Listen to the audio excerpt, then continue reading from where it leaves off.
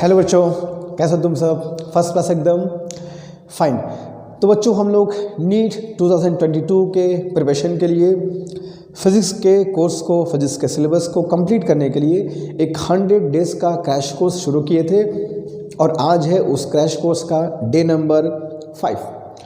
तो again welcome to all of you on this channel, जहाँ पे हम लोग नीट के प्रिपरेशन के लिए एक फुल फेज़ में एक डिटेल कोर्स शुरू कर रहे हैं फिज़िक्स के कोर्स को कंप्लीट करने के लिए। फाइन बच्चों, जैसा कि जानते हैं कि नीट के एग्जामिनेशन में फ़िज़िक्स के सेक्शन का बहुत ही अहम रोल है, क्योंकि थोड़ा सा नीट के जो प्रिपरेशन कर रहे बच्चे होते हैं, थोड़ा सा फिज़िक्स में उन लोगों को परेशानी होती है। ऐसे कंडीशन में जिन बच्चों का फिज़िक्स बहुत अच्छा होता है, अगर एवरेज से थोड़ा सा भी ऊपर हुआ तो उनको एक एज मिलता है अदर स्टूडेंट्स के कंपैरिजन में। तो हमें इस बात को ध्यान रखना है कि अगर हम थोड़ा सा फिज़िक्स अपना इम्प्रूव कर लेंगे, एवरेज है उससे बेटर कर लेंगे, उससे बेटर है तो और अच्छा कर लेंगे, तो डेफिनेटली हमको एक एज मिलेगा अदर एस्पिरेंट के कंपैरिजन में। और ये मैं रैंक को बूस्ट करने में, रैंक को हमारे हाई लेवल तक पहुंचाने बहुत हमारा हेल्प करेगा। ठीक है, तो उस बात को ध्यान में रखना है कि हमको फिज़िक्स के सेक्शन को कभी भी इग्नोर नहीं करना है ये सोच करके कि यार हमें फिज़िक्स नहीं आती है, हमें पूरा फोकस बायोलॉजी और केमिस्ट्री भी करना है। फाइन, हम करेंगे, तगड़ा करेंगे, सब कुछ करेंगे, मगर फिज़िक्स को भी इक्वली इम्पोर्टेंस देंगे। जो बाकी बच्चे गलतियां करते हैं वो हम नहीं करेंगे और आगे बढ़ेंगे। ठीक है, फाइन। अब तक हम लोग क्या पढ़े तो इसकी बात कर लिया जाए। तो बच्चों हम लोग वेक्टर्स शुरू किए थे अपने क्रैश कोर्स को, और वेक्टर्स में अब तक हम लोग 4 लेक्चर कंप्लीट कर चुके हैं। इन 4 लेक्चर्स हम लोग सब्ट्रैक्शन की बात किए, एडिशन की बात किए, कंपोनेंट्स की बात किए, और आज हम लोग जो शुरू करने वाले वो है प्रोडक्ट ऑफ वेक्टर्स, जो कि बहुत इंपॉर्टेंट टॉपिक है, बहुत आसान है, बहुत एप्लीकेशन है, बहुत जगह तुमको इसको यूज़ करने को आएंगे। नॉट ओनली वेक्टर्स, अगर आगे चैप्टर्स पढ़ेंगे तो वहाँ पर भी प्रोडक्ट ऑफ वेक्टर्स हमेशा तुमको मिलते रहेंगे। ठीक है, तो इनकी नॉलेज होना, इनको यूज़ करना, इनको अप्लाई करना आना बहुत ज़रूरी है, not only for vector chapter, आगे के चैप्टर्स के लिए भी। ठीक है, तो बच्चों जो लोग भी प्रिपरेशन कर रहे हैं, इनका ड्रीम है कि यार इस बार तो कुछ भी करके नीट हमको क्लियर करना ही करना है, फ्रेशर हो, ड्रॉपर हो, जो भी हो, तुम सबका वेलकम है, क्योंकि हम लोग मिल करके इस क्रैश कोर्स को बहुत अच्छे से कंप्लीट करेंगे और फिज़िक्स में 160 प्लस हमारा जो टारगेट है उसे हम कंप्लीट करके दिखाएंगे। ठीक है, फाइन। तो बस एक बात ध्यान रखना है कि जो भी चीज़ तुमको पढ़ाई जा रही है, जो भी तुमको मैं डिलीवर कर रहा हूँ, उसको मन से, ईमानदारी से, ध्यान से, मेहनत करते कंप्लीट करो। जो टास्क दिए जा रहे हैं उन टास्क को कंप्लीट करो। जैसा कि तुमको मैंने पहले बताया था कि मेरा जो पढ़ाने का तरीका होगा वो कुछ ऐसा होगा कि हम लोग पहले चैप्टर्स कंप्लीट करेंगे, उनके टॉपिक्स अच्छे से कंप्लीट करेंगे, कॉन्सेप्ट्स को क्लियर करेंगे, फिर उन चैप्टर पे, टॉपिक्स पे, उन कॉन्सेप्ट्स पे नीट के प्रीवियस एग्जामिनेशंस में जो क्वेश्चंस पूछेंगे उनको सॉल्व करेंगे और देखेंगे कि हम जो लेक्चर्स पढ़ रहे हैं, जो कॉन्सेप्ट्स हमको मिल रहे हैं, हमें कितना हेल्प हो रहा है, हम कितने लेवल तक क्वेश्चन सॉल्व कर पा रहे हैं, ये क्या कुछ इंप्रूवमेंट हुआ है कि नहीं, क्या हमारा कॉन्सेप्ट बिल्डअप हो रहा है कि नहीं, क्या ये 3 महीने में हमें क्या फ़ायदा होने वाला है। तो ये सब तुमको ऑब्जर्व करते हुए चलना है और अब लापरवाही नहीं कर रही है। ठीक है, इसके पहले जो हुआ, अच्छा किया, ख़राब किया, टाइम वेस्ट किया, फॉरगेट इट, जो हो गया उसको बदल नहीं सकते हम लोग। बट आगे के जो 3-4 महीने वो हमारे हाथ में है, वो हमारा मंथ है, हम इसमें जी जान लगा देंगे और अपने ड्रीम को, नीट को इस बार क्रैक करके दिखाएंगे। हमारा ये प्रॉमिस है।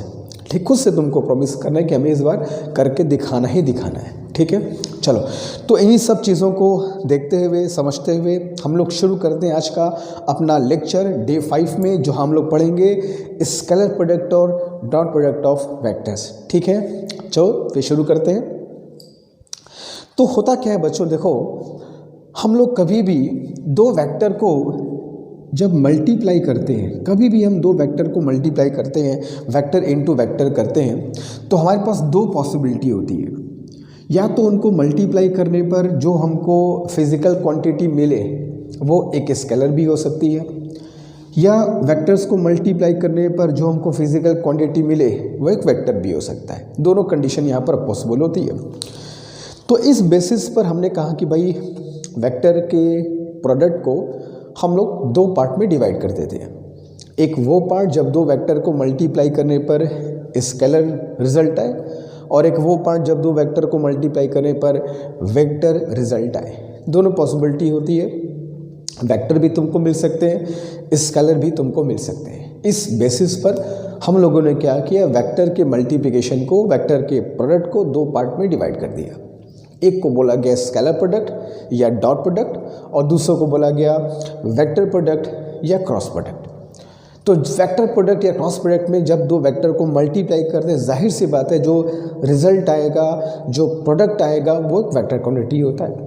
और जब दो वेक्टर को स्केलर प्रोडक्ट होगा, जब उनको हम लोग डॉट प्रोडक्ट करेंगे तो जो भी रिजल्ट आएगा वो एक स्केलर क्वांटिटी होगा जिसमें डायरेक्शन नहीं होगा। ठीक है, तो इस आधार पे हम लोग दोनों प्रोडक्ट को अलग अलग तरीके से पढ़ेंगे। दोनों का तरीका अलग अलग है, दोनों का फॉर्मूले अलग हैं, दोनों को यूज़ करने का तरीका अलग अलग है। तो हम लोग एक ही लेक्चर में नहीं, एक एक प्रोडक्ट को अलग अलग लेक्चर में कंप्लीट करेंगे। तो आज जो हम लोग पढ़ने वाले हैं वो होगा बच्चों स्केलर प्रोडक्ट या डॉट प्रोडक्ट, जहां दो वेक्टर को हम लोग मल्टीप्लाई करें और रिजल्ट क्या मिले, एक वेक्टर। मल्टीप्लाई तो वेक्टर का किया, वेक्टर इनटू वेक्टर, मगर जो रिजल्ट मिला वो स्केलर मिला, उसमें डायरेक्शन नहीं था। ऐसा कैसे हो सकता है सर? ऐसे एग्जाम्पल्स कहाँ होंगे? सब होंगे। और देखते हैं कि कैसे इसका फॉर्मूला होता है, कैसे इसको हम लोग अप्लाई करते हैं और कैसे इस प्रोडक्ट को हम लोग और जगह यूज़ करेंगे। ठीक है, चलो। तो फॉर एग्जाम्पल हमारे पास दो वेक्टर्स हम लोग को दिए हुए हैं। ठीक है, हमारे पास दो वेक्टर्स हैं,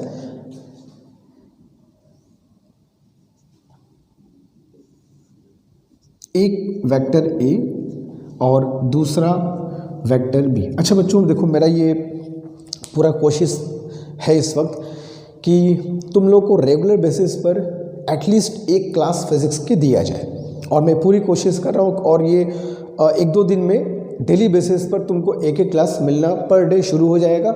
तुमको हर दिन वो क्लास को अच्छे से प्रिपेयर करना है कि हाँ ये दिन में सर ने ये क्लास बनाया है, तो इस पूरे दिन के अंदर पूरा ये लेक्चर, ये क्लास पूरा अच्छे से कंप्लीट हो जाए। सर ने जो चीज़ें बताई हैं उसके बेस पर क्वेश्चन जो हम करेंगे वो कंप्लीट हो जाए। तो डेली बेसिस पर हमारा टारगेट होगा, एक लेक्चर को, दोनों लोग का टारगेट होगा। मेरा टारगेट होगा कि एक लेक्चर तुमको मैं प्रोवाइड करूं, तुम्हारा टारगेट होगा उस लेक्चर को अच्छे से प्रिपेयर करो, कंप्लीट करो। ठीक है, अभी चूँकि मैंने शुरुआत किया है इस चैनल पे, तो कुछ चीज़ों को मैनेज करने में थोड़ा वक्त लग रहा है, बट ठीक है, चीज़ें फाइनलाइज हो रही हैं और सब कुछ सेटल हो रहा है धीमे धीमे। और मुझको भी मौका मिल रहा है कि डेली बेसिस पर तुमको मैं एक लेक्चर एटलीस्ट प्रोवाइड कर सकूं एनी हाउ। ठीक है, और वो मिलना शुरू भी हो जाएगा तुमको। तो कंसिस्टेंसी हम लोग को मेंटेन करके चलनी है, कम करेंगे मगर कंसिस्टेंट बेसिस पे करेंगे। गैप कोशिश करेंगे ना हो, कोशिश करें गैप ना हो, हमारा जो कंटिन्यूटी है वो मेंटेन रहे। ठीक है, चलो। तो मान लो बच्चों दो वेक्टर्स हैं ए और बी। जैसा कि मैं हमेशा कहता हूं कि वेक्टर्स के बीच तुमको कुछ भी ऑपरेशन निकालना हो, वेक्टर्स को तुमको ऐड करना हो, वेक्टर को तुमको सबट्रैक्ट करना है, या वेक्टर का तुमको मल्टीप्लिकेशन निकालना है, हमेशा एक चीज़ की ज़रूरत तुमको पड़ेगी, वो होगा दोनों वेक्टर्स के बीच का एंगल। तो मान लिया बच्चों दोनों वेक्टर्स के बीच का एंगल है थीटा। ठीक है, तो दो वेक्टर के स्केलर प्रोडक्ट या डॉट प्रोडक्ट को हम कुछ ऐसे डिफाइन करते हैं, ए डॉट बी। देखो इसको स्केलर प्रोडक्ट इसलिए बोलते हैं क्योंकि इनको मल्टीप्लाई करने पर जो रिजल्ट आता है वो एक स्केलर होता है।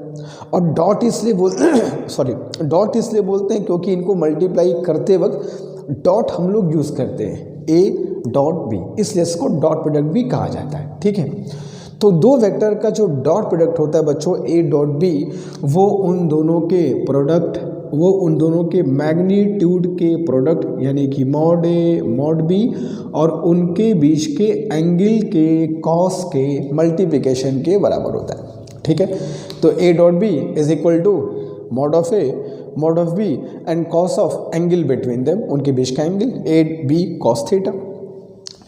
या मॉड ए मॉड बी को मैं सिंपल सिर्फ ए बी कॉस थीटा भी लिख सकता हूँ, कोई दिक्कत नहीं है। तो ये होता है दो वेक्टरों के डॉट प्रोडक्ट का formula, a dot B is equal to mod of A mod of B and cos of theta. अच्छा, इस फॉर्मूले को हम लोग एक तरीके से और भी समझ सकते हैं। अगर मैं a dot B is equal to a into b cos theta बोल सकता हूँ ऐसे। कोई दिक्कत नहीं। ये बी कॉस थीटा आप लिख क्यों रहे हैं सर, क्यों ऐसा कर रहे हैं? अगर तुमको याद हो तो हम लोग जब बी से परपेंडिकुलर ड्रॉप करते हैं ए के ऊपर, ठीक है, जब मैं तुमको पढ़ा रहा था इसके जस्ट पहले वाले लेक्चर में कि एक वेक्टर का दूसरे वेक्टर के ऊपर कंपोनेंट कैसे निकालेंगे, एक वेक्टर का दूसरे वेक्टर की डायरेक्शन में कंपोनेंट कैसे फाइंड करेंगे, ठीक है। तो कैसे फाइंड करें, फॉर्मूले की बात नहीं कर रहा हूँ, मेथड की बात कर रहा हूँ। याद करो मैंने क्या बताया था कि सर जिस वेक्टर का कंपोनेंट फाइंड करना होगा उससे एक परपेंडिकुलर हम ड्रॉप कर देंगे, दिस मच, और ये जो हिस्सा कटेगा यही हिस्सा कहलाएगा एक वेक्टर का दूसरे वेक्टर के डायरेक्शन में कंपोनेंट। और ये वैल्यू कितनी होती थी, ये वैल्यू होती थी सर बी कॉस थीटा, यही तो है बी कॉस थीटा। तो ये जो बच्चों बी कॉस थीटा है एक्चुअल में इसको हम क्या बोल सकते हैं, इसको हम बोल सकते हैं बी का component in the direction of a, ऐसा बोल सकते हैं, या इसको ऐसे भी कह सकते हो अगर तुम चाहो तो ए कॉस थीटा इंटू बी कर दो। अच्छा ए कॉस थीटा क्या होगा, ए कॉस थीटा क्या होगा, component of a in the direction of b, clear है। तो इस डॉट प्रोडक्ट को हम लोग ऐसे भी लिख सकते हैं क्या, एक वेक्टर का मैग्नीट्यूड इंटू दूसरे वेक्टर का पहले वेक्टर की डायरेक्शन में कंपोनेंट, ठीक है, कह सकते हैं इसको। जैसे इसको मैं क्या पढ़ूंगा, ए का मैग्नीट्यूड मल्टीप्लाइड बाई बी का कंपोनेंट ए के डायरेक्शन में। इसको मैं क्या पढ़ूंगा, बी का मैग्नीट्यूड इंटू ए का कंपोनेंट बी के डायरेक्शन में। तो हम लोग डॉट प्रोडक्ट को ऐसे भी डिफाइन कर सकते हैं कि दो वेक्टर का जो डॉट प्रोडक्ट होता है वो एक वेक्टर के मैग्नीट्यूड और दूसरे वेक्टर का पहले वेक्टर के डायरेक्शन में जो कंपोनेंट है उसके बराबर होता है। कह सकते हैं कंपोनेंट बोलो, प्रोजेक्शन बोलो, एंड सबसे इंपॉर्टेंट वर्ड इफेक्ट बोलो, क्योंकि मैंने कहा था कि कंपोनेंट का मतलब क्या समझना, इफेक्ट। किसी एक वेक्टर का किसी एक वेक्टर डायरेक्शन में जो इफेक्ट होता है वही इफेक्ट कहलाता है कंपोनेंट या प्रोजेक्शन, ठीक है। तो इस डॉट प्रोडक्ट को, जो कि नॉर्मल फॉर्मूला सबको पता होता है, mod of b cos theta, theta is the angle between them, मगर इस फॉर्मूले को क्या हम ऐसे भी बोल सकते हैं, समझ सकते हैं, किसी को बता सकते हैं, कैसे सर, कि दो वेक्टर का डॉट प्रोडक्ट क्या होता है, एक वेक्टर के मैग्नीट्यूड और दूसरे वेक्टर का पहले वेक्टर के डायरेक्शन में कंपोनेंट, इसका मल्टीप्लिकेशन। जब ए का मैग्नीट्यूड लोगे तो बी का प्रोडक्ट ए के डायरेक्शन में, जब बी का मैग्नीट्यूड लोगे तो ए का कंपोनेंट बी के डायरेक्शन में, ठीक है। तो इसको अगर तुम चाहो तो बच्चों ऐसे भी लिख सकते हैं हम लोग, क्या लिख सकते हैं कि a dot B is equal to magnitude of, you can say, let us suppose first vector, first मतलब ए और बी किसी को फर्स्ट सेकंड मान लो, तो magnitude of first vector multiplied by what, multiplied by component of second vector along first vector, ऐसे कह सकते हो। तो बच्चों डॉट प्रोडक्ट को हम लोग, दो वेक्टर्स के डॉट प्रोडक्ट को हम लोग कुछ ऐसे भी डिफाइन कर सकते हैं, ठीक है। इससे तुमको पता चलेगा भाई डॉट प्रोडक्ट को कितने तरीके से हम लोग एक्सप्रेस कर सकते हैं।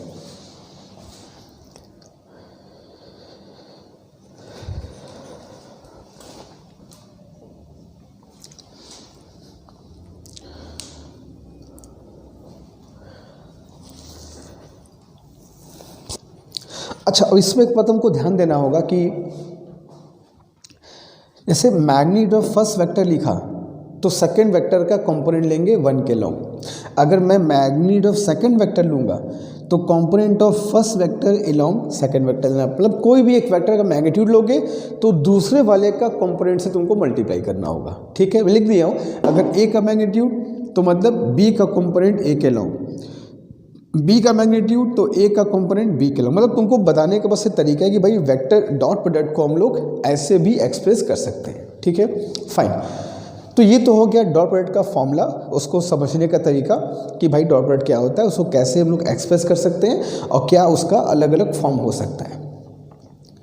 अब कुछ छोटी छोटी बातें जो तुमको डॉट प्रोडक्ट में पता होनी चाहिए, जिसको हम कह सकते हैं कि प्रॉपर्टीज़ ऑफ डॉट प्रोडक्ट कि डॉट प्रोडक्ट की प्रॉपर्टीज़ क्या क्या होती है जिससे हमें एक्चुअल में क्वेश्चन मिलेंगे। ठीक है, तो प्रॉपर्टीज़ ऑफ डॉट प्रोडक्ट क्या क्या होती है, जैसे सबसे पहले कि इफ़ अगर दो वेक्टर, सबसे इम्पॉर्टेंट प्रॉपर्टी जिसका बहुत ज़्यादा यूज़ होता है, अगर वो वेक्टर एक दूसरे के बच्चों परपेंडिकुलर हो, अगर दो वेक्टर परपेंडिकुलर हो यानी कि यूँ कहो कि दो वेक्टर्स के बीच में एंगल 90 डिग्री हो, तो दो वेक्टर के बीच में अगर एंगल 90 डिग्री है तो ऐसे कंडीशन में उनका जो डॉट प्रोडक्ट होता है a dot b will be mod of A mod of B and cos 90 that will become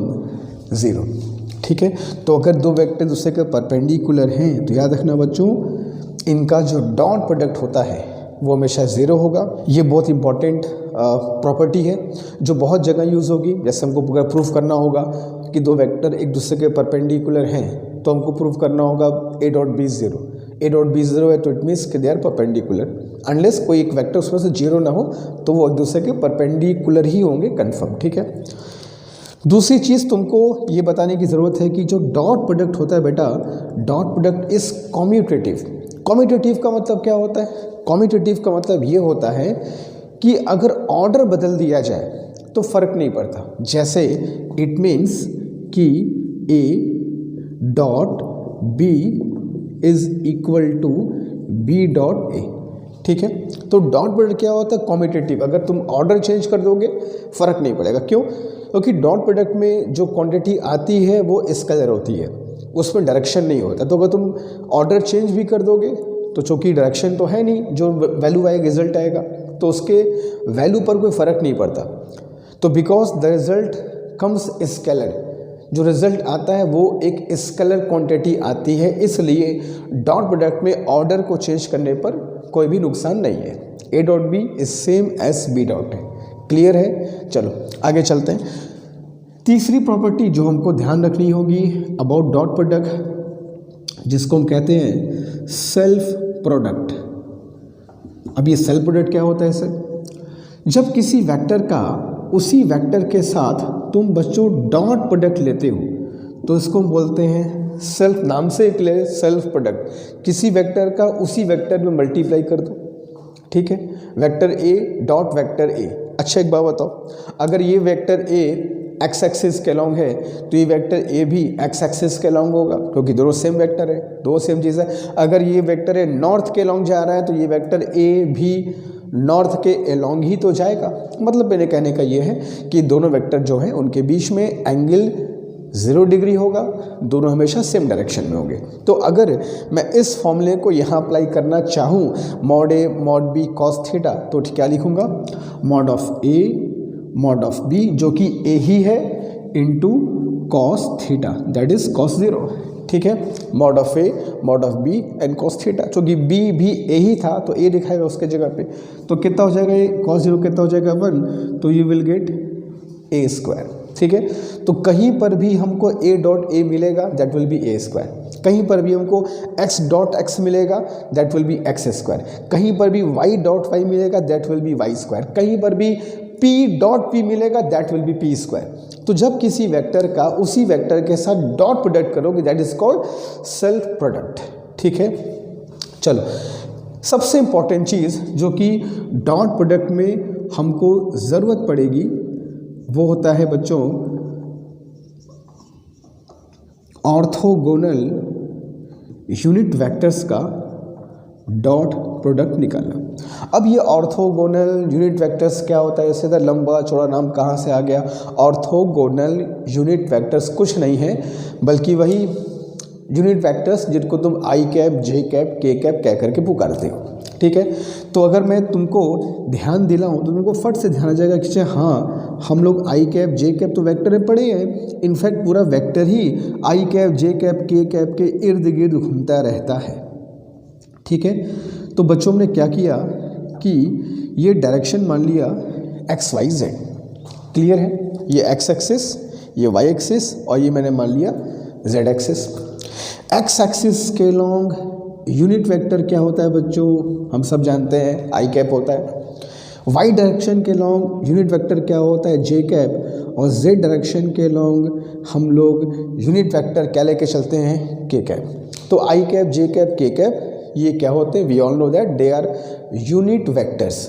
orthogonal का मतलब ये होता है कि ये तीनों एक दूसरे के म्यूचुअली परपेंडिकुलर हैं, इसलिए इसको बोलते हो ऑर्थोगोनल यूनिट वेक्टर्स। ठीक है, कोई भी दो को तुम ले लोगे, आई और जे ले लो, जे और के ले लो, या फिर आई और के ले लो। ठीक है, हर दो के बीच तुमको एंगल कितना मिलेगा बच्चों, 90 डिग्री मिलेगा। क्लियर है, तो इनको बोलते हो ऑर्थोगोनल यूनिट वेक्टर्स। तुमको मैंने कहा था कि यूनिट वेक्टर का सबसे बड़ा यूज़ क्या होता है, तो मैंने कहा था किसी भी स्केलर क्वांटिटी को वेक्टर क्वांटिटी में कन्वर्ट कर देना ही किसी भी यूनिट वेक्टर का सबसे बड़ा एप्लीकेशन होता है। अगर हमारे पास एक संख्या है, एक नंबर है, हाजी नंबर है, इसमें कोई डायरेक्शन नहीं है, ये स्केलर क्वांटिटी है, हमने कहा इसको वेक्टर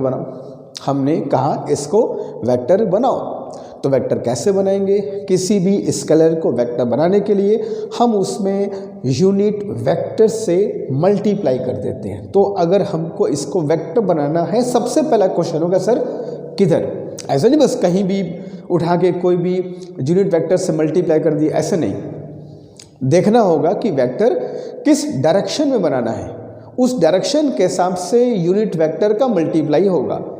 ऐसे नहीं कोई भी यूनिट वेक्टर लिया और बस ठूस दिया उस पर, हो जाओ बन जाओ, ऐसा नहीं, देखना पड़ेगा भाई किस डायरेक्शन में तुमको बनाना है। मैंने कहा कि इसको वेक्टर बनाइए सर, वाई डायरेक्शन में इसको वेक्टर बना दीजिए, चलिए ख़त्म करिए। अब तुम सोचोगे यार वाई डायरेक्शन में कैसे बनाया जाए, तो वाई डायरेक्शन में यूनिट वेक्टर तो जे कैप होता ही है, तो क्यों ना जे कैप से मल्टीप्लाई कर दे। हाँ, जे कैप से मल्टीप्लाई कर दो, 2j कैप बन गया वेक्टर। क्लियर है, जे कैप एक यूनिट वेक्टर है, तो इससे अगर 2 का मल्टीप्लाई करोगे तो 2 × 1, 2 पर फर्क नहीं पड़ेगा, बल्कि उसको डायरेक्शन मिल जाएगा। तो यूनिट वेक्टर का सबसे बड़ा यूज़ बच्चों ये होता है कि किसी भी स्केलर क्वांटिटी को डायरेक्शन दे दो। ठीक है, लेकिन डायरेक्शन भी ऐसा वैसा नहीं, जिस डायरेक्शन में तुमको उस स्केलर को वेक्टर बनाना है उस डायरेक्शन का ही यूनिट वेक्टर तुमको उसको देना चाहिए। अगर मैं बोलूँ कि इस 2 को वेक्टर बनाओ x एक्सिस के अलॉन्ग, तो कहोगे कोई दिक्कत नहीं है sir, just matter of second, हम फट से 2i कैप से मल्टीप्लाई कर देंगे, ले जाइए हमने बना दिया वेक्टर आपका, ले जाइए 2i कैप मैंने बना दिया वेक्टर, काम खत्म करिए। तो this is the use of unit vectors. ठीक है, बहुत यूज़ है, ये इसका सबसे इंपॉर्टेंट यूज़ है। ठीक है, चलो, तो हमने तुमको ये बताना था कि जो ऑर्थोगोनल यूनिट वेक्टर्स होते हैं, आई cap, j cap, k cap, इनका यूज़ अब कब कई बच्चे पढ़ते हैं, बस आई cap, j cap, k cap है, नहीं पता कि उसका यूज़ क्या होता है, क्यों हम लोग इनको डिफाइन करते हैं, क्यों हम इनकी बात करते हैं, नहीं पता, कॉन्सेप्ट क्लियर, बस पढ़े जा रहे हैं कि I cap, j cap, k cap है। समझो क्यों इनको डिफाइन किया गया, इनकी आखिर में ज़रूरत क्यों पड़ी। फिज़िक्स में हम ऐसा कोई काम नहीं करेंगे जहाँ पर पे हमको उस चीज़ की ज़रूरत ना पड़े, तो इनकी बहुत ज़रूरत है। ठीक है, तो ये होते हैं आई cap, j cap, k cap. अब समझ गए ना कॉन्सेप्ट। अच्छा, अब इन पर हमको डॉट प्रोडक्ट अगर निकालना हुआ इनका, तो कैसे निकालेंगे और चेक कर लेते हैं। अगर मुझको निकालना है आई डॉट आई, तो आई डॉट आई क्या बच्चों सेल्फ प्रोडक्ट का एग्जाम्पल है। I dot i equal to i square होता है, a dot a is equal to a square, तो आई डॉट आई क्या होगा बच्चों, आई स्क्वायर, और आई का मैग्नीट्यूड कितना होता है 1, क्योंकि यूनिट वेक्टर है, तो 1 का स्क्वायर कितना आएगा बच्चों, 1 ही आएगा। Similarly j dot j is equal to 1 and obviously k dot k की वैल्यू भी कितनी आएगी 1। ठीक है, तो i dot is equal to 1, j dot j is equal to 1 and k dot k is equal to 1। ठीक है, ये तो सेम वेक्टर हो गया कि आई का आई से कर दिया, जे का जे से कर दिया, के का के से कर दिया। जरा अलग अलग करके दिखाइए, आई डॉट जे करिए, जे डॉट के करिए, के डॉट आई करके दिखाइए, तो ध्यान से देख लो ये जो आई cap, j cap, k cap हैं, क्या ये एक दूसरे के परपेंडिकुलर नहीं है, हर दो के बीच एंगल 90 डिग्री है, चाहे आई कैप और जे कैप ले लो या आई कैप और के कैप ले लो या जे कैप और के कैप लो, हर दो वेक्टर एक दूसरे के परपेंडिकुलर है। और परपेंडिकुलर वेक्टर का डॉट प्रोडक्ट कितना होता है सर? 0। तो क्यों ना इसको ऐसे लिख सकते हैं हम लोग, we can write i dot j is equal to j dot k is equal to k dot i is equal to 0। I dot j is equal to 0, j dot k is equal to 0, k dot i is equal to 0। क्यों? क्योंकि ये सब एक दूसरे के क्या है? Perpendicular. तो याद करने का तरीका क्या है? सेम सेम होगा तो 1, डिफरेंट होगा तो 0। I dot i is equal to 1, j dot j is equal to 1, k dot k is equal to 1। तो सेम होगा तो 1, डिफरेंट होगा तो 0। आई डॉट के डिफरेंट है 0, जे डॉट के डिफरेंट है तो 0, जे डॉट आई डिफरेंट है तो 0। तो डिफरेंट होगा तो 0 कर देना, सेम होगा तो 1 हो जाएगा। ठीक है, याद करना बहुत आसान है, समझना तो और भी आसान है। तो ये तुम्हारा dot product of two vectors हैं और ये कुछ फैक्ट्स हैं, प्रॉपर्टीज़ हैं जो हमको जानना चाहिए, जो हमको हेल्प करेंगे क्वेश्चंस को सॉल्व करने में। ठीक है, तो जल्दी इस क्वेश्चन कह रहा हूँ, जल्दी इस फॉर्मूले को जो भी कहो कॉपी कर लो। हम लोग चलेंगे इस पर कुछ क्वेश्चंस करेंगे और इनको अप्लाई कैसे करते हैं वो देखते हैं। ठीक है, जल्दी कोई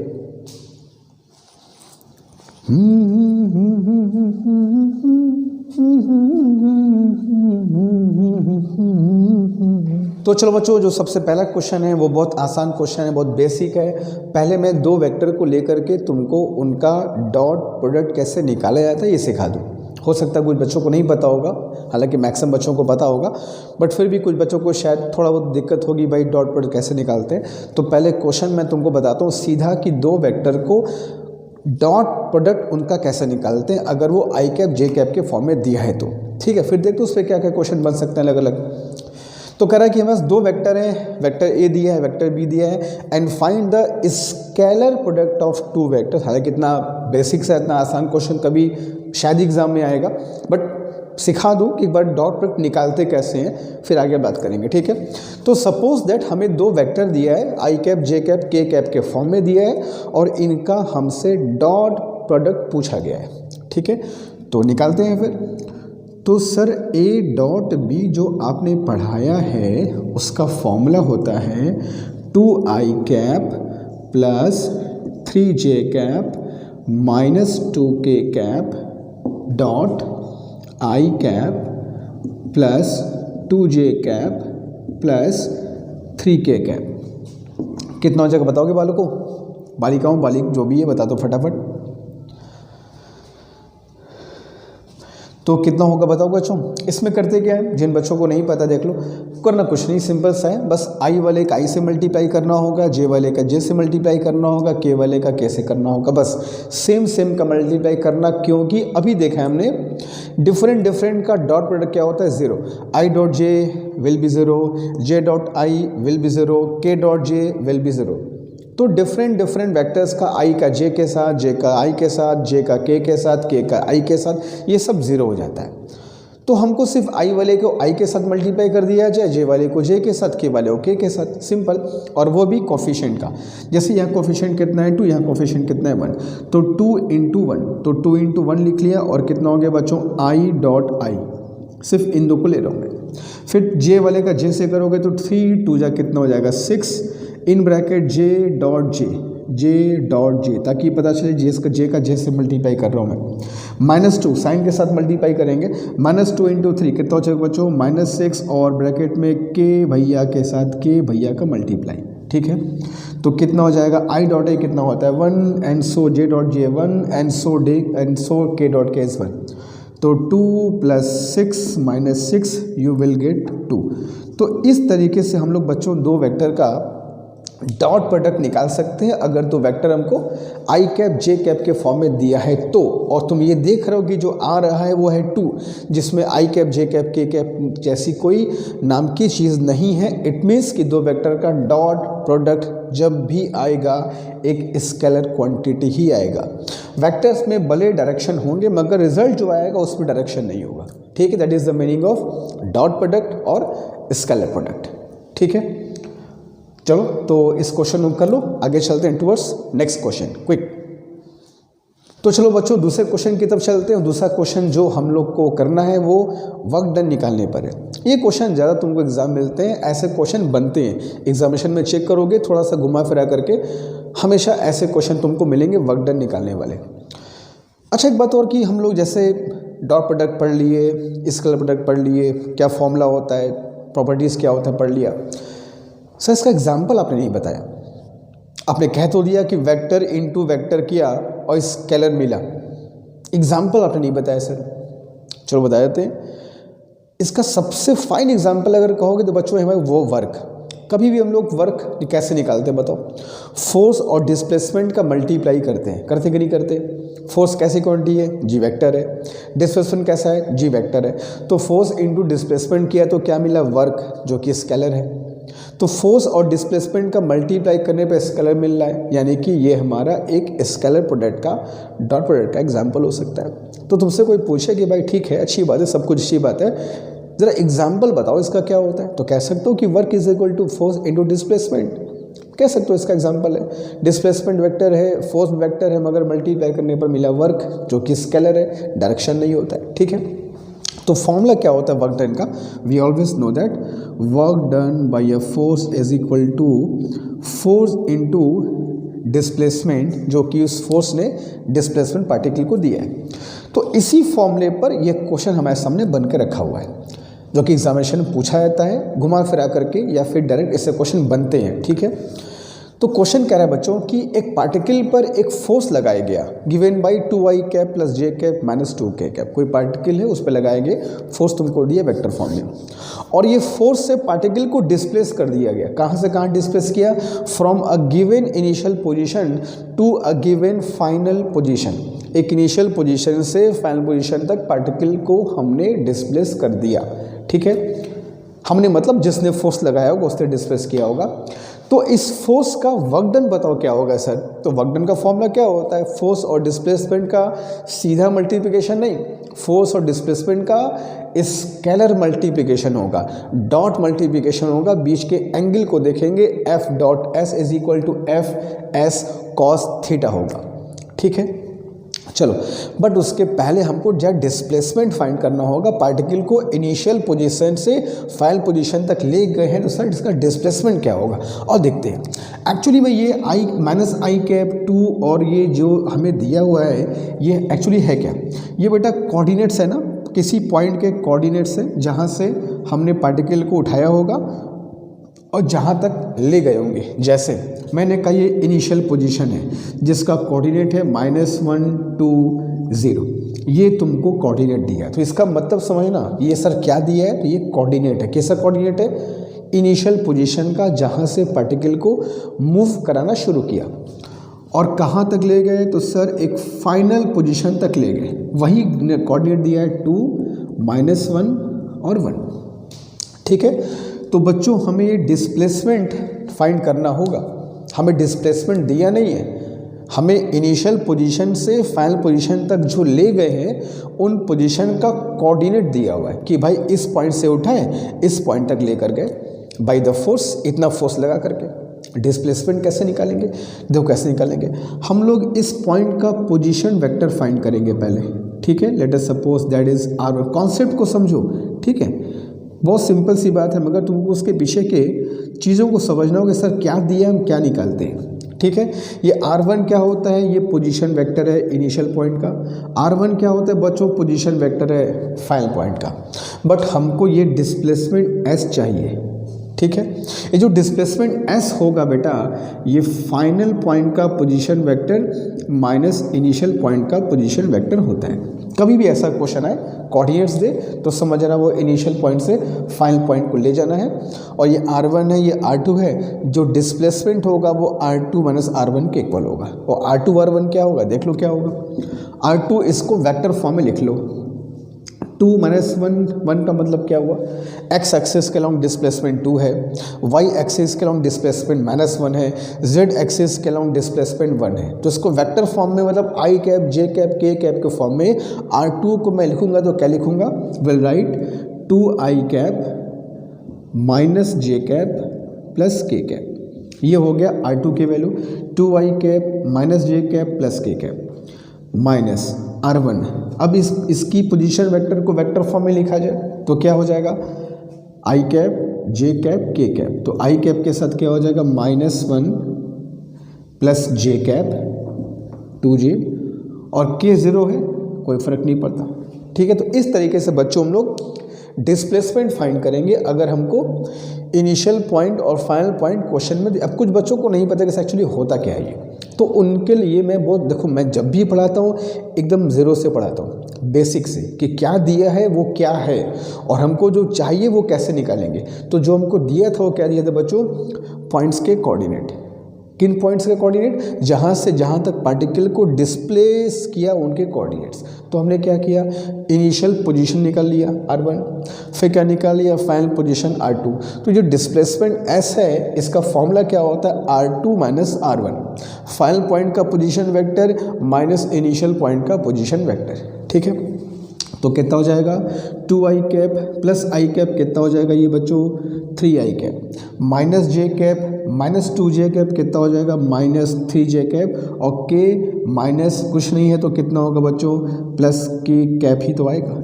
ठीक है, तो 3i cap minus 3j cap plus k cap, ये हो गया बच्चों डिस्प्लेसमेंट। तो इस तरीके से हम लोग किसी गिवन क्वेश्चन में जहाँ पोजीशन टू पोजीशन डिस्प्लेसमेंट दिया हो वहाँ हम लोग डिस्प्लेसमेंट फाइंड कर सकते हैं। याद रखना, हमेशा फाइनल माइनस इनिशियल ही करना, कभी भी इनिशियल माइनस फाइनल मत करना, हमेशा फाइनल माइनस इनिशियल ही करना डिस्प्लेसमेंट निकालने के लिए। नाउ वर्क डन, तो वर्क डन का फॉर्मूला क्या होगा सर, F डॉट S। तो F कितना दे रखा है, F दे रखा है हम लोग को sir 2i cap plus j cap minus 2k cap. ठीक है, डॉट, और डिस्प्लेसमेंट निकाल चुके हैं हम लोग 3i cap minus 3j cap plus k cap. अब इसका डॉट प्रोडक्ट निकाल लिया जाए, तो डॉट प्रोडक्ट में मैंने क्या बताया, डॉट प्रोडक्ट में i वाले का i के साथ मल्टीप्लाई करना होगा, j वाले का j के साथ, k वाले का k के साथ, सिर्फ कॉफिशिएंट का। तो 2 इंटू 3 कितना हो गया 6, plus 1 into minus 3 that is -3, -2 into +1 कितना हो जाएगा -2। तो you got W is equal to 1 unit. 1 unit is the work done by this force. ठीक है, सिंपल है, क्वेश्चन समझ गए, फिगर समझ गए, क्वेश्चन का मीनिंग समझ गए, ऐसे क्वेश्चन में जो दिए उसका क्या मतलब है और हमें क्या करना है। ठीक है, तो जल्दी करो, चलेंगे क्वेश्चन नंबर 3 की तरफ, डू इट फास्ट।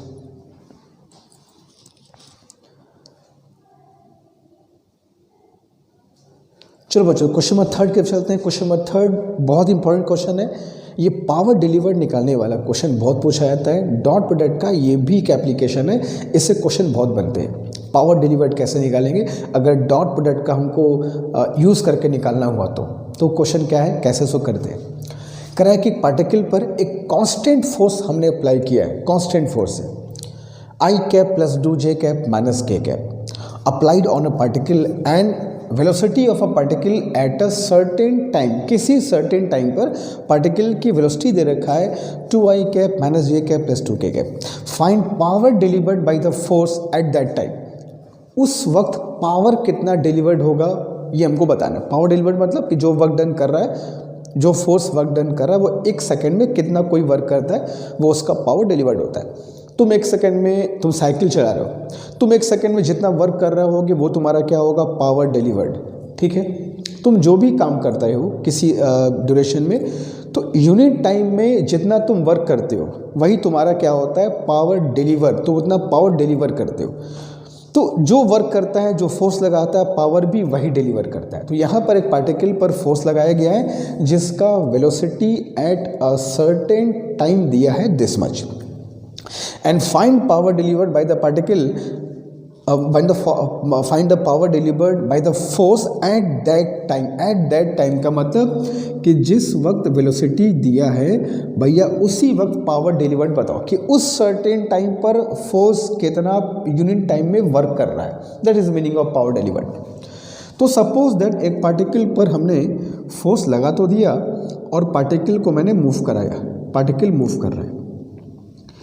मान लो एक बहुत ही छोटा सा डिस्प्लेसमेंट उसने कवर किया ds, और इस डिस्प्लेसमेंट को कवर करने में उसने वक्त कितना लिया, dt।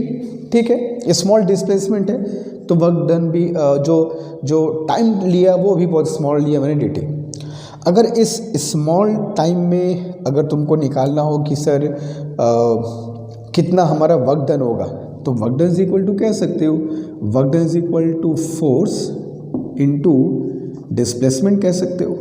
ठीक है, एफ डॉट डी एस। हाँ, ये भी कह सकते हो कि सर चूंकि डिस्प्लेसमेंट बहुत छोटा सा है तो वर्क डन भी बहुत छोटा होगा, it is called D W. ठीक है, बात समझ रहे हो। इस छोटे से डिस्प्लेसमेंट में अगर मुझको पता करना हो कि फोर्स ने कितना वर्क किया तो work is equal to F dot D S. ठीक है, now power delivered. Sir power delivered कैसे निकालेंगे, तो पावर डिलीवर्ड का मतलब होता है बच्चों work done per unit time. तो डी डब्ल्यू बाई डी टी करना होगा तुमको, जितना तुमने वर्क किया उस वर्क को करने में जितना तुमने टाइम लिया बाई डी टी। तो इस डिस्प्लेसमेंट में कितना टाइम खर्च किया मैंने, डी टी। इस डिस्प्लेसमेंट में कितना वर्क डन किया मैंने, डी डब्ल्यू। तो पावर कितना डिलीवर्ड हुआ, डी डब्ल्यू बाई डी टी कह सकते हो। तो ये कितना हो जाएगा जरा बताओगे, F dot D S by d T कह सकते हो। और D S by d T क्या है, छोटा सा डिस्प्लेसमेंट छोटा सा टाइम के दौरान, तो इसी को बोलोगे D S by d T को उस सर्टेन टाइम में वेलोसिटी बोल सकते हैं। D S by d T को वी कैन से वेलोसिटी। तो पावर डिलीवर्ड का भैया एक फॉर्मूला आ गया बच्चों, एफ डॉट वी। अब आगे से हम लोग ये पूरा तामझाम नहीं करेंगे, जहाँ कहीं भी पावर निकालना होगा हम लोग इस फॉर्मूले को यूज़ कर सकते हैं। कहीं भी at a certain time power पूछे कि भाई इतने टाइम पर पावर डिलीवर्ड क्या होगा, समझ जरा डॉट प्रोडक्ट का यूज़ करना है। P is equal to F dot V, जहाँ एफ क्या होगा फोर्स और v क्या होगा वेलोसिटी। जिस वक्त पावर निकालना है, जिस सर्टेन टाइम पर पावर निकालना है, फोर्स और वेलोसिटी भी उसी वक्त का होना चाहिए। इस बात को ध्यान रखना। ये भी बच्चों डॉट प्रोडक्ट का एक एग्जांपल हो गया। तुमसे कोई कुछ एग्जांपल बताओ, एक तो वर्क डन वाला हो गया, एक पावर डिलीवर्ड हो गया। Power delivered is equal to F dot V, force dot velocity. ठीक है, डॉट प्रोडक्ट होगा। आई अगेन इस बात को मैं फिर से बता दूं कि ये एफ और ई उसी वक्त का होना चाहिए जिस वक्त तुमको पावर फाइंड करनी है। तो ठीक है, निकाल लिया जाए।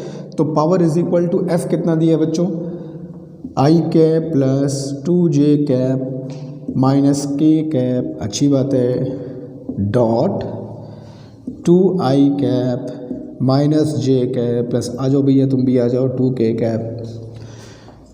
p इज इक्वल टू खटाखट किया जाए, i वाले का i से, j वाले का j से, k वाले k से, i इंटू आई, तो 1 इंटू 2 2 इंटू 1 -2 -1 इंटू +2 -2, सब 2 ही 2 आ रहे। तो पावर कितना हो जाएगा बच्चों, -2 unit is your answer. That is the power delivered by the force at that particular time. ठीक है, तो ये भी एक फॉर्मूला है जो कि बहुत ही इंपॉर्टेंट फॉर्मूला है। मैं इस पे स्टार लगाता हूँ, इस फॉर्मूले को याद रखना। ये भी हमारे एग्जाम में बहुत पूछा जाता है। ठीक है, नीट के एग्जामिनेशन में ये सब चीज़ें पूछी जाती हैं जो हमको पता होना चाहिए। जल्दी करो, क्वेश्चन में चलेंगे 4th की तरफ, क्विक। तो बच्चों क्वेश्चन में जो 4th है वो एक्चुअली में दो वेक्टर्स के बीच के एंगल को निकालने की बात हो रही है। ये डॉट प्रोडक्ट का एक और एप्लीकेशन है जिसको यूज़ करके बच्चों में दो वेक्टर के बीच में एंगल फाइंड कर सकते हैं। भाई दो वेक्टर के बीच एंगल कितना बन रहा है, तो ये भी डॉट प्रोडक्ट का एक बहुत अच्छा एप्लीकेशन है। यहाँ से क्वेश्चन आते हैं एंगल फाइंड करने के लिए वेक्टर्स के बीच में, या किसी वेक्टर का गिवन एक्सिस के साथ कितना एंगल होगा वो फाइंड करने के लिए। तो ठीक है, देखते हैं कैसे करते हैं इसको। कुछ करना नहीं है, जो फॉर्मूला हम लोग पढ़े हैं बस उसी फॉर्मूले को चुपचाप जाके अप्लाई कर देना है। जैसे find the angle between two vectors this and this. तो एक बात बताओ बच्चों, हम लोग दो वेक्टर के डॉट प्रोडक्ट का क्या फॉर्मूला पढ़े हैं sir, A dot B is equal to mod of A mod of B and cos of theta. ठीक है, तो ए डॉट बी कितना हो जाएगा, निकाल लिया जाए, या ठीक है डायरेक्ट निकाल लेते हैं। Cos theta is equal to क्या हो जाएगा बच्चों, a dot B by mod of A and mod of b. तो ए डॉट बी कैसे निकालेंगे, i cap plus 2j cap plus 3k cap dot 2i cap plus j cap minus k cap divided by mod of A and mod of b. तो mod of a कितना है, इसका mod निकाल लिया जाए।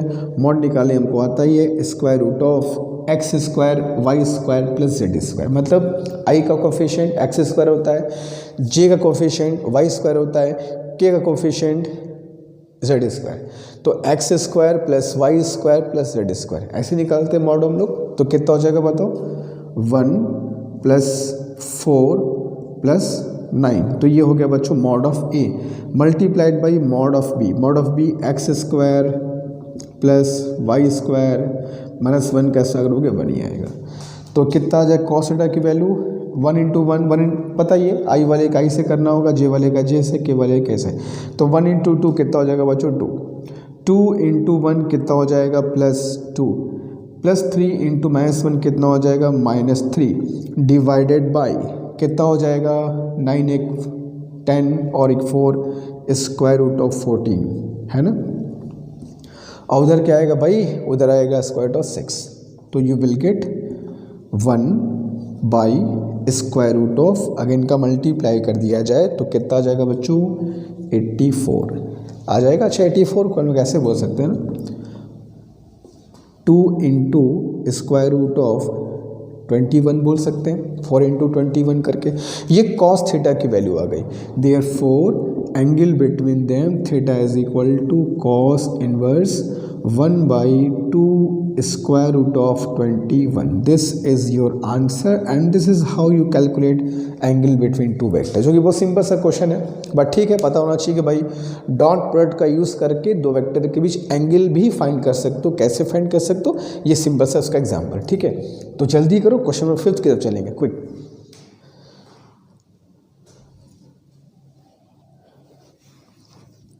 तो बच्चों क्वेश्चन 5 की चलते हैं। क्वेश्चन 5 भी एंगल निकालने के ऊपर है, बट यहाँ पर किन्हीं दो वेक्टर के बीच एंगल नहीं बात हो रही, करें किसी वेक्टर का कोऑर्डिनेट एक्सिस के साथ क्या एंगल होगा। जैसे तुमको वेक्टर दे दिया ए और कह रहा है ये वेक्टर एक्स और वाई एक्सिस के साथ कितना एंगल फॉर्म करेगा। ठीक है, तो एक्स और वाई एक्सिस के साथ एंगल फाइंड करना है सर। इसमें डॉट प्रोडक्ट का क्या यूज़ हो सकता है, देखो क्या यूज़ हो सकता है, बहुत सिंपल तरीका है।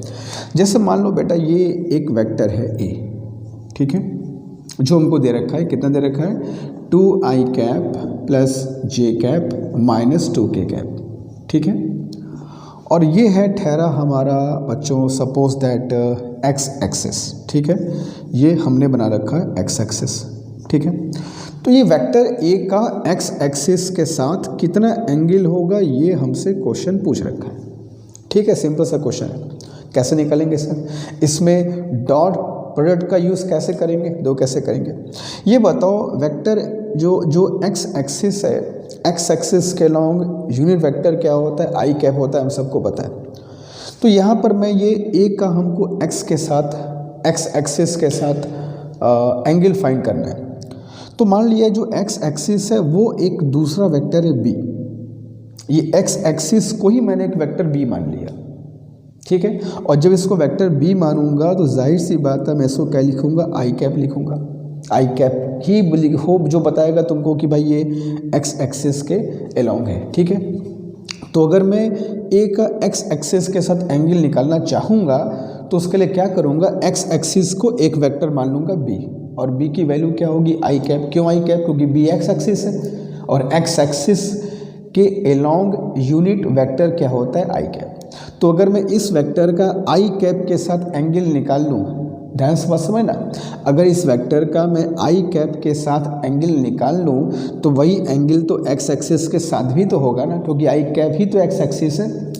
तो अगर एक्स एक्सिस के साथ मुझे एंगल फाइंड करना हुआ तो मैंने मान लिया कि एक्स एक्सिस एक वेक्टर है बी जिसकी वैल्यू कितनी है, आई कैप है। तो अब दो वेक्टर ए और बी के बीच में जैसे एंगल फाइंड करते हो फाइंड कर लो। कैसे फाइंड करते हैं, A dot B is equal to mod of A mod of B and cos of theta. ठीक है, ए फाइंड कर दे कम लोग का।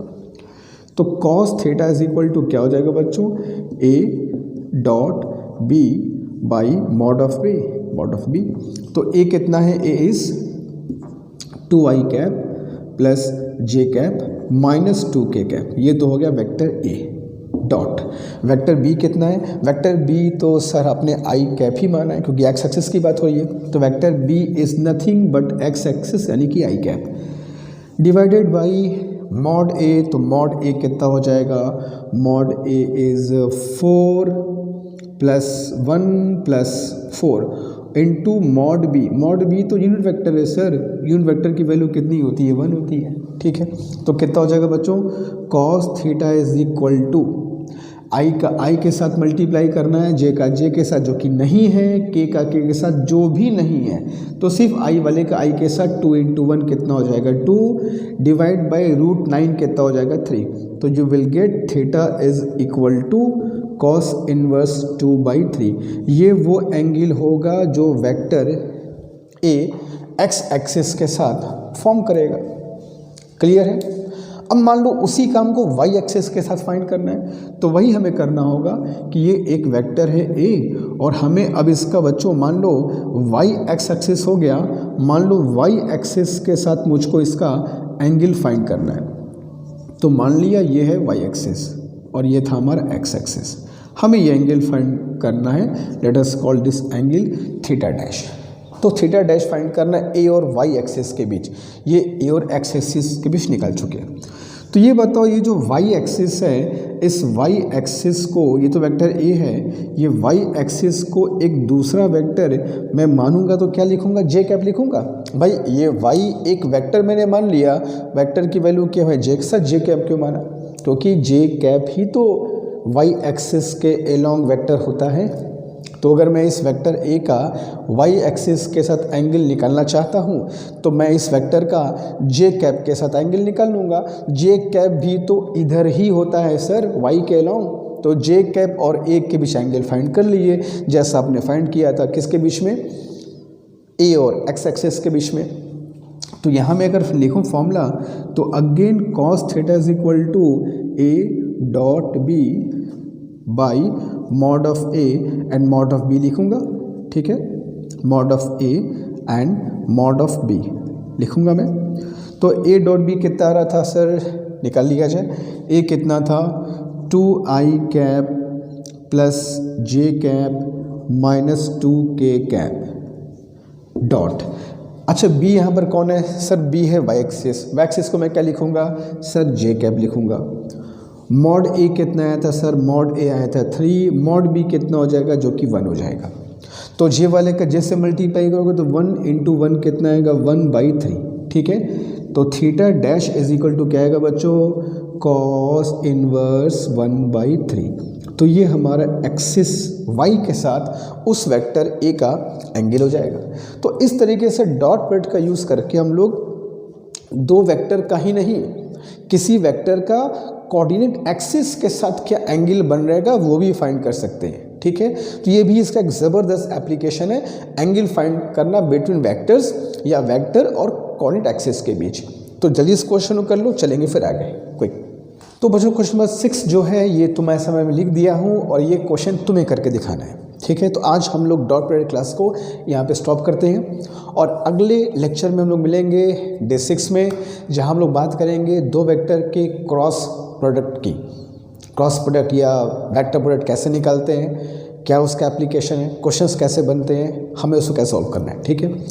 उसके बाद फिर वेक्टर में एक लेक्चर और हम लोग बात करेंगे इक्वेशंस ऑफ मोशन के वेक्टर फॉर्म की बात कर लेंगे और बात कर लेंगे डायरेक्शन कोसाइन की। फिर हमारा जो वेक्टर सेक्शन है ख़त्म हो जाएगा, ठीक है।